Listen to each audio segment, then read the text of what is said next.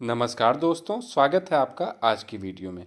जैसा कि हम लोग चर्चा कर रहे थे अपनी एनसीईआरटी की जो क्लास 5th की ईवीएस की है, इसको हम लोग पढ़ रहे थे चैप्टर नंबर 1 से स्टार्ट करते हुए अभी हम लोगों ने लास्ट वीडियो में चैप्टर नंबर 9 तक कवर किया। ठीक है, अब आज की वीडियो में हम लोग बात करेंगे चैप्टर नंबर अपने 10 के बारे में, जो कि है बोलती इमारतें। इसके बारे में इस वीडियो में पढ़ेंगे और जानेंगे कि इसमें क्या बताया गया है।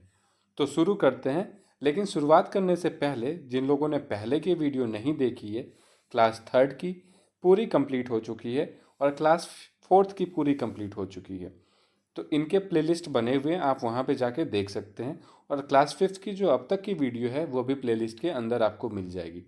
और इसके साथ ही साथ आपको सीडीपी की सीटेट की कुछ इंपॉर्टेंट टॉपिक के वीडियो आपको उनको अलग प्लेलिस्ट में आप देख सकते हैं। ठीक है, जैसा कि अभी हाल ही में एनसीएफ 2022 के बारे में बात की गई है, तो उसकी एक अलग वीडियो है, आप उसको देख लीजिएगा, वहाँ से क्वेश्चन पूछे जाएंगे। तो चलिए शुरुआत करते हैं। तो अपना टॉपिक है बोलती इमारतें। ठीक है, इस वीडियो में हम लोग पढ़ेंगे गोलकोंडा का जो इमारत है उसके बारे में पढ़ेंगे। ठीक है, जो किला है उसके बारे में पढ़ेंगे और जानेंगे। तो मेन टॉपिक हम लोग इसमें देखेंगे। ठीक है, जैसे ये देखिए डायग्राम में आपको एक बड़ा सा गेट है। ठीक है, ये सारी चीज़ें हम लोग पढ़ेंगे जानेंगे। यहाँ पे एक टॉपिक है उसको देखते हैं। यहाँ पे दिया गया दीदी, यह बुर्ज है, देखो बुर्ज दीवार से ज़्यादा ऊंचे हैं। इस किले की बाहरी दीवार में 87 बुर्ज हैं, मोटी दीवारें, लंबा चौड़ा गेट और इतने सारे बुर्ज, सुरक्षा की कितने कड़े इंतजाम थे। तो ये चीज़ें इसमें की गई है, बताई गई है कि कितने बुर्ज हैं, तो 87 बुर्ज। अब देखते हैं कि बुर्ज क्या हैं। ठीक है, तो आपको मैं डायग्राम के माध्यम से दिखाना चाहूँगा कि बुर्ज क्या होते हैं। जैसे कि कोई किला होता है ना, उस पर गोल गोल नुकीले टाइप के निकले होते हैं। ठीक, इस डायग्राम में मैं आपको दिखाने की कोशिश करूँ तो यहाँ पे है, जैसे ये है, ये सारी चीज़ें। ठीक है, तो ये 87 बुर्ज हैं। तो इसमें बुर्ज के बारे में बताया गया कि 87 बुर्ज है और लंबे चौड़े गेट, जैसा कि आप देख सकते हैं इतने बड़े बड़े गेट हैं। देखिए इस डायग्राम में बुर्ज दिखाया गया है जैसा कि मैं मेंशन किया था। ठीक है, उसी प्रकार का यहाँ पे बताया गया है। तो चलिए आगे देखते हैं आगे क्या है इसमें। ठीक है, मेन इंपॉर्टेंट पॉइंट अपने को पढ़ेंगे। जैसे कि यहाँ पे कल्याणी ने कुछ कहा है उसको देखते हैं, वो इम्पोर्टेंट है। बाहर लिखा था कि सन 1518 से लेके 1687 1687 तक यहाँ कुतुब शाही सुल्तानों ने एक के बाद एक राज किया। कब से कब से? 1518 से लेके 1687 तक कुतुब शाही सुल्तानों ने राज किया एक के बाद एक। फिर यहाँ पे हाँ, उससे पहले सन 1200 में यह किला मिट्टी का बना था और यहाँ दूसरे राजाओं का राज हुआ करता था। तो ये तमाम चीज़ें बताई गई है। ठीक है, जैसे कि यहाँ पे आगे लिखा गया है कि अरे इस बोर्ड पर किले का नक्शा है। किले के बाहर एक बोर्ड होता है, उस बोर्ड पे पूरे किले का नक्शा बना रहता है। ठीक है, यहाँ पे दिया गया इस नक्शे में कितने सारे बाग और कारखाने दिख रहे हैं, और देखो किले के अंदर कई सारे महल भी हैं। ठीक है, यहाँ पे आगे लिखा हुआ इसका मतलब, तो यहाँ पर सुल्तान के अलावा और भी बहुत से लोग रहते होंगे, किसान और कारखानों में काम करने वाले लोग भी तो रहते होंगे, फिर यहाँ तो पूरा शहर ही होता होगा। ये तमाम बातें यहाँ बताई गई है। चलिए यहाँ पे एक शिक्षक संकेत की बात की गई है, उसको देखते हैं इसमें क्या है।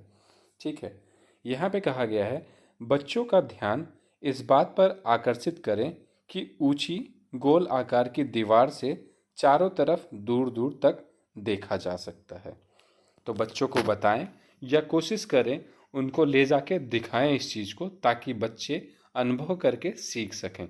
जब उनको ऊंची दीवारों से या ऊंची बिल्डिंगों से या किले से चीज़ें आप दिखाएंगे, तो जो उनसे नीचे सारी चीज़ें हैं वो उनको बड़े आराम से सारी चीज़ें दिखेंगी और दूर तक दिखेंगी, साफ दिखेंगी। अगर आप ये बच्चों को ले जाके दिखा सकते हैं तो बच्चे इससे ज़्यादा समझ पाएंगे, अपने अनुभव से सारी चीज़ें वो सीखेंगे फिर। ठीक है, नहीं तो उनको इस चीज़ पे सिर्फ चर्चा करवा सकते हैं, आप बता सकते हैं। चलिए नेक्स्ट पॉइंट पे चलते हैं। नेक्स्ट पॉइंट पे देखते हैं क्या है। यहाँ पे देखिए एक चीज़ है, ये देखिए फव्वारा है, पानी का फव्वारा, और ये कहाँ पे लगा हुआ है? तो कल्याणी कहती है एक छत पर हमने फव्वारे जैसा भी तो देखा था। तो ये छत पे लगा हुआ जो किला है उसकी छत पे ये ऐसे फव्वारे लगे हुए। ठीक है, चलिए आगे देखते हैं। यहाँ पे जो समझने वाली चीज़ है वो ये है, वाह उस जमाने की इंजीनियरिंग। ठीक है, इसमें देखते हैं क्या लिखा है। सोचो आज भी इंजीनियर जब मकान बनाते हैं तो कई जगह बरसातों में सीलन आ जाती है। यहाँ तो छत पर पानी के फव्वारे चलते थे। तब भी ये इमारतें कितनी समझ से बनाई गई थी। सोचो कि 500 साल पहले लोग कैसे रहते थे। दिमाग में कई सारे सवाल आते हैं, जैसे पानी इतनी ऊंचाई पे कैसे चढ़ता होगा। तुम भी अनुमान लगाओ। तो इसमें बताया गया है आज के इंजीनियर्स के बारे में और 500 साल पहले इंजीनियर्स के बारे में बताया गया है। आज जहाँ थोड़ी सी बरसात होती है घरों में सीलन आ जाती है, लेकिन ये 500 पहले जो किले बनाए गए हैं 500 साल पहले, उस टाइम इन किलों पे छत पे जो है फव्वारे लगाए गए हैं और छत पे तो पूरा पानी पानी है, फिर भी जरा सा भी सीलन नहीं आया।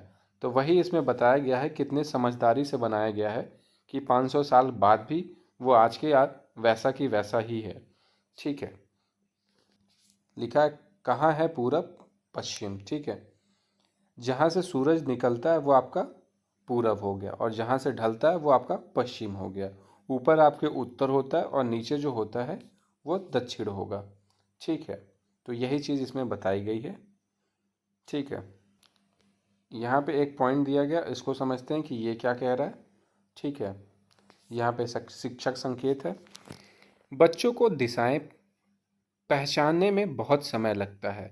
वे उत्तर और दक्षिण दिशा को पहचानने में अधिकतर गलती कर देते हैं। हम बड़े भी कई बार सोचते हैं उत्तर ऊपर को होता है। कई बार कागज पर भी हम उत्तर ऊपर की ओर ही दिखाते हैं। दी गई गतिविधियों से यह अपेक्षा नहीं की जा सकती कि बच्चे पहली बार में अपनी समझ बना लेंगे। ठीक है, तो इसमें यह बताया गया है कि पूरब पश्चिम उत्तर दक्षिण में बच्चों को दिक्कत होती है, खासकर उत्तर और दक्षिण में होती है। ठीक है, तो बच्चों से ऐसी उम्मीद नहीं रखनी चाहिए कि उनको आप एक ही बार बता रहे हैं और एक ही बार में चीज़ें समझ लें।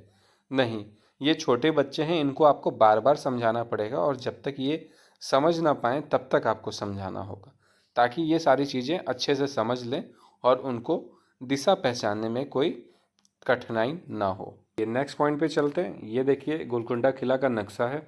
ठीक है, इसमें बहुत सारी चीज़ें दर्शाई गई हैं, जैसे रेशम बाग है, बाग का नया किला है, तमाम चीज़ें हैं, बावड़ी है, ये सारी चीज़ें हैं, बाला हीसर है, शाही महल है, कई चीज़ें इसमें दिखाई गई हैं। ठीक है, जैसे कि अभी ऊपर कहा गया था कि इसके अंदर तो कई बाग हैं। ठीक है, चलिए अब यहाँ पे समझने वाली चीज़ ये है कि यहाँ पे दिया हुआ है 1 सेंटीमीटर इक्वल टू 110 मीटर।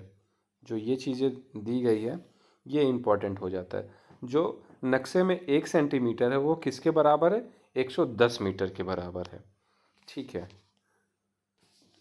तो पूछी जा सकती है ये चीज़ें, तो इसको ध्यान में रखिएगा।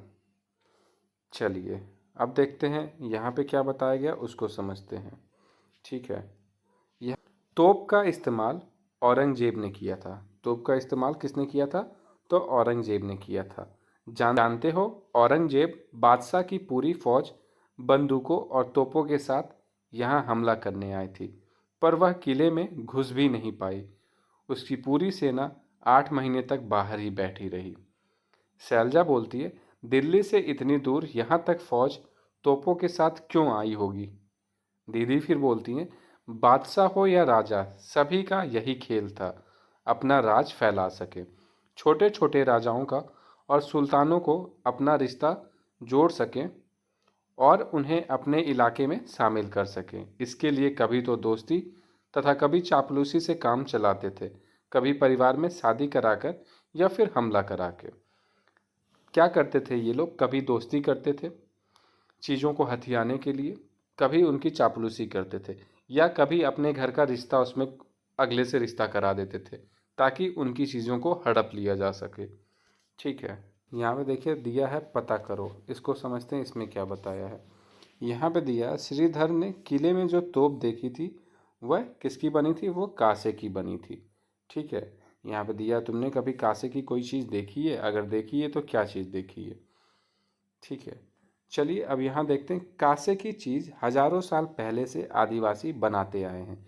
आज भी सोचकर हैरानी होती है कि गहरी खानों में से तांबे और टीन कैसे निकालकर पिघलाते होंगे। ठीक है, फिर कैसे उस उनसे सुंदर सुंदर चीज़ें बनाते होंगे। तांबे और टीन खानों से गहराइयों से निकाले जाते थे, फिर उन्हें पिघला के अच्छे बर्तन बनाए जाते थे। ये चीज़ें बताई गई। और जो वहाँ की तोप थी वो किस चीज़ की थी, वो कांसे की बनी हुई थी। यहाँ पे एक पॉइंट है, जब टेलीफोन नहीं था तो उसमें समझते हैं कि क्या लिखा हुआ है। दीदी हमसे राजा के महल में एक जगह खड़े रहने के लिए कहकर खुद फतेह दरवाजे पर चली गई।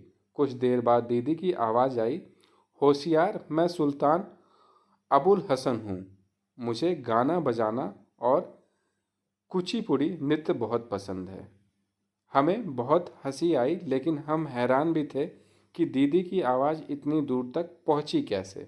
बाद में उन्होंने बताया कि फतेह दरवाजे पर खड़े होकर कुछ भी बोले तो राजा के महल में सुनाई देता था। महल को इस तरीके से बनाया गया था कि अगर फतेह दरवाजे पर खड़े होकर कुछ बोले तो राजा के महल तक सुनाई देता था। ठीक है, शिक्षक संकेत है उसको समझते हैं। यहाँ पे दिया गया है तांबे और पीतल के बर्तनों के चित्र बूंद बूंद दरिया दरिया पाठ में भी दिए गए हैं। बच्चों को प्रोत्साहित करें कि वे रंगों से अलग अलग धातुओं को पहचान कर सकें। ठीक है, बच्चों को प्रोत्साहित करें कि वो धातुओं के रंगों से उन्हें पहचान सकें, ये किस धातु का बर्तन है या ये कौन सा धातु है। ठीक है, और उन्हें बताएं कि बूंद बूंद दरिया दरिया पाठ में भी ये सारे बर्तन के बारे में बताया गया है, तो वहाँ से भी आप जानकारी ले सकते हैं। ठीक है, यहाँ पे एक और शिक्षक संकेत है उसको समझते हैं, इसमें क्या लिखा गया है। ठीक है, यहाँ पे दिया गया है इस गतिविधि के जरिए बच्चों को यह सोचने के लिए प्रोत्साहित करें कि उस समय के रहन सहन, व्यवसाय, खान पान आदि कैसे रहे होंगे। इन विचारों को वे अलग अलग तरीकों से व्यक्त कर सकते हैं, जैसे अभिनय करके, चित्र बनाकर, कहानी बनाकर या किसी और तरीके से। तो बच्चों को प्रोत्साहित करने के लिए बताया गया है और उनको कहा गया है कि वो जाने कि पहले के लोग या उस टाइम के लोग उनका रहन सहन क्या था, उनका व्यवसाय क्या था, खान पान का तरीका क्या था। ये सारी चीज़ें बच्चों को बताएं। और ये सारी चीज़ें कैसे कर सकते हैं, तो कोई नाटक के जरिए कर सकते हैं, वो अपने जीवन में उसको उतार के कर सकते हैं, चित्र बनाकर कर सकते हैं, कहानी बनाकर कर सकते हैं या किसी और तरीके से कर सकते हैं। ठीक है, जब बच्चे ये सारी चीज़ें खुद करके देखेंगे, उनकी वेशभूषा पहन के देखेंगे, उनके खाने के तरीके अपना कर देखेंगे, तो ये सारी चीज़ें बच्चे बहुत बेहतर तरीके से सीख पाएंगे। जब कोई चीज़ हम खुद करके देखते हैं तो वो हमें एक तो अच्छे तरीके से चीज़ें आ जाती है, दूसरी हमेशा के लिए वो हमारे माइंड में बैठ जाती है। ठीक है, चलिए चलिए जो हमारा नेक्स्ट पॉइंट है वो है म्यूजियम पहुँचे, उसको देखते हैं इसमें क्या बताया गया है। ठीक है, यहाँ पे दिया गया है गोलकोंडा देखकर वापसी में ये बच्चे हैदराबाद के म्यूजियम संग्रहालय में भी गए। म्यूजियम में बहुत पुरानी चीज़ें रखी हुई थी। इसमें इस म्यूजियम में गोलकोंडा किले के आसपास खुदाई के दौरान मिले चीज़ें भी थी, जैसे बर्तन, औजार, जेवर, हथियार वगैरह। ठीक है, ये जो म्यूजियम था उसमें, ये म्यूजियम कहाँ था, तो ये म्यूजियम हैदराबाद में था। ठीक है, और वहाँ पे क्या चीज़ें रखी गई थी, तो खुदाई के टाइम जो भी चीज़ें मिली थी, लाइक औजार, जेवर, हथियार, ये सारी चीज़ें जो खुदाई के टाइम मिली थी तो इनको भी वहाँ रखी गई थी। ठीक है, चलिए नेक्स्ट पॉइंट पे चलते हैं। नेक्स्ट पॉइंट को देखते हैं अपना क्या है, उसको समझते हैं। यहाँ पे दीदी इन सब चीज़ों से तो पता चलता है कि उस ज़माने में लोग कैसे रहते थे, किन किन चीज़ों का इस्तेमाल करते थे और क्या क्या बनाते थे। सोचो अगर यह सब संभाल कर नहीं रखा होता तो क्या तुम आज उस ज़माने के बारे में इतना कुछ जान पाते। तो अगर पहले के ज़माने की चीज़ें अभी तक बचा के या उसको अच्छे से रखा ना जाता तो आज के टाइम क्या लोगों को इसके बारे में पता लगता, नहीं, कभी नहीं पता लगता। ठीक है, चलिए यहाँ पे शिक्षक संकेत दिया गया है, उसको समझते हैं। बच्चों को प्रोत्साहित करें कि वे अपने बड़े बूढ़ों और आसपास के लोगों से पुराने समय के बारे में बातचीत करें। यह इतिहास की समझ बनाने में सहयोगी रहेगा। तो इसमें कहा गया है कि बच्चों को प्रोत्साहित करें और उनसे कहें कि जो आपके बड़े बूढ़े बुजुर्ग हैं उनसे पुराने ज़माने के बारे में बातचीत करें। इससे जो होगा आप अपने इतिहास के बारे में जान सकेंगे और समझ सकेंगे। ठीक है, क्योंकि पुराने ज़माने की बात हमारे दादा परदादा यही लोग बता सकते हैं। ठीक है, चलिए आगे यहाँ पे एक शिक्षक संकेत और है, उसको देखते हैं। यहाँ पे कहा गया है बच्चों से इतिहास के स्रोतों के बारे में बात करें, जैसे नक्शे, चित्र, खुदाई से निकली चीज़ें, किताब, हिसाब के दस्तावेज आदि। बच्चों से इन चीज़ों पे बात करने के लिए कहा गया है। ठीक है, ताकि इनको अपने इतिहास के बारे में पता लग सके। ठीक, देखते हैं आगे क्या है।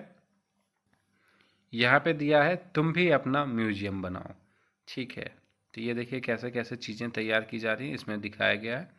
ठीक है, और यहाँ पे लिखा गया है चित्र को देखो और बताओ। यह लगभग 500 साल पुरानी पेंटिंग है जिसमें दिखाया गया है कि आगरे का किला किस तरह बनाया जा रहा है।